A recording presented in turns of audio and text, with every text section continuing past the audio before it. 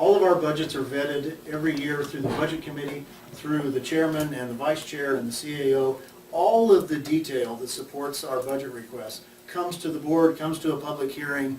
We have, the sheriff has hosted open houses the last couple of years, and all of this is wide open for any kind of public support or scrutiny. And there's a lot of things that have been said, but our budget detail sheets show very clearly who is allocated in correctional officer positions, how they are paid, how they are benefited. Every bit of that's a public record.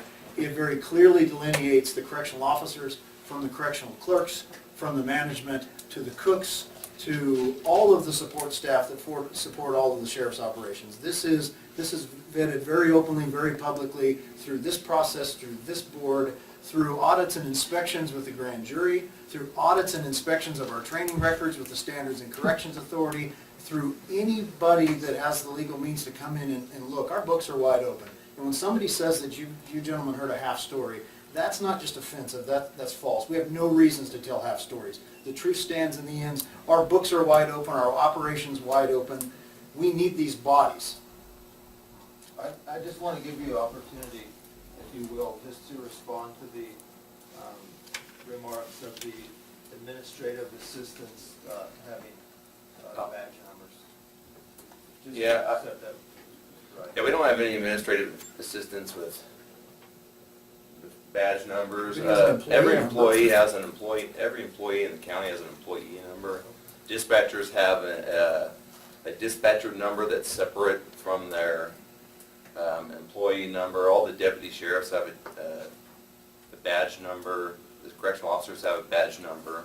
You know, there was at one point in time, 3 sheriffs ago, there was one person who was a correctional officer who was transitioned to a civil officer and handled the civil part of our office. Any of you gentlemen have been through there, but we have a huge civil responsibility.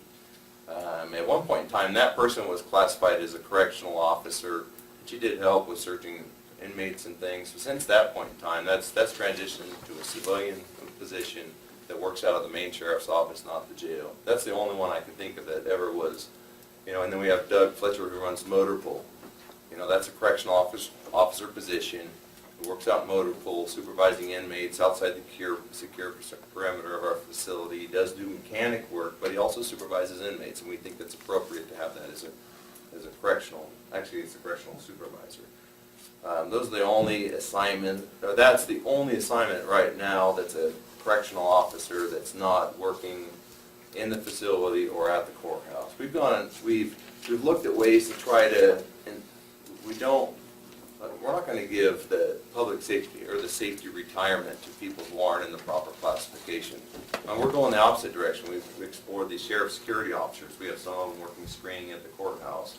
They in the jail can work at a control room assignment and operate in the control room. And we have one of those that's a part-timer that does that for us. We're trying to go the other way. We're trying to figure out what really requires that peace officer position, and trying to civilianize or look at options to civilianize every duty we can, because we know it's costly. We know the safety positions are costly. So, and related to this item here, obviously we've been short for a long time in that jail. We've expressed that multiple times, and it took a lot for me to decide, okay, now is the time. I know it's a huge commitment to ask from you, but at some point, the safety of my people is more important. So that's why we asked for these. Thank you, Dean. And thank you, Ron. I appreciate it. I have a question for John, and it has to do with the agenda item. I was under the impression earlier on when we talked last week that this funding was coming out of the AB 109 funds, or what's the funding source for the $85,000 for the balance of this year and the $240,000 for the next fiscal year?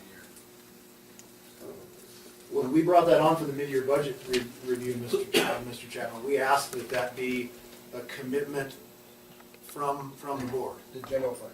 Yes. Okay, I just want to make sure that, because I've heard people make reference to the realignment money, which is AB 109 monies, when I thought it was general fund. When you look at what's before us, I don't see any reference to it being funded out of AB 109, and that's why I thought maybe I missed something, so. We had asked, and the CCP did fund 2 new correctional officers after realignment, and then after that, 2 new correctional clerks, as well as some probation folks and some help with That was compliance with 18 field months officers. ago, yeah. Yeah, and then there is they did allocate some money for a sergeant. I told you in previous meetings that we've assigned 2 deputies and acting sergeant roles in the jail to help us right now because we needed it. They have allocated money towards a sergeant, and we have an agenda item with that group in the near future, and we'll likely be coming back to get a sergeant position allocated that is going to get paid for by realignment funds. And we're hoping next year we'll adapt our budget based on what revenues we have. We're hoping with the realignment formulas from the Those monies state. usually get used first, but I think, I just want to make sure, because there's been some blurring of the lines here as to what this action here is. We're dealing with the general fund dollars that were allocated based on the January mid-year review that Julie and Karen were here, and we went through all the numbers. And that was Correct. part of the transfers that were made. This is actually implementing, spending the money that was transferred in at that time. Yes. Thanks for that. I just want to make sure we don't lose sight of that, because it was kind of starting to kind of get real fuzzy there, and I think, I'm not sure, I go back and reviewing the article that was in the paper, if it emphasized the 109 or if these were general, but I can't remember, but I just want to make sure that we clearly understand that. Thank you. Dean, if I may make a suggestion, maybe you could show Mr. Woods where you are with your paperwork and stuff and clarify your situation. Okay. That's a suggestion. Okay, is there any other members of the public that would like to comment on this agenda item? Okay, thank you for your input, and we'll bring it back to the board. And Mr. Chairman, it'd be my pleasure to make a motion to authorize the correctional officer's position. With the funding that was established in the mid-year budget review. I think that needs to be hit. Okay, we have a motion, do we have a second? I'll second it. Okay, it's been moved and seconded. If there's no further discussion, all those in favor of the motion say aye. Aye. Any opposed? The chair votes aye. And passes. Thank you.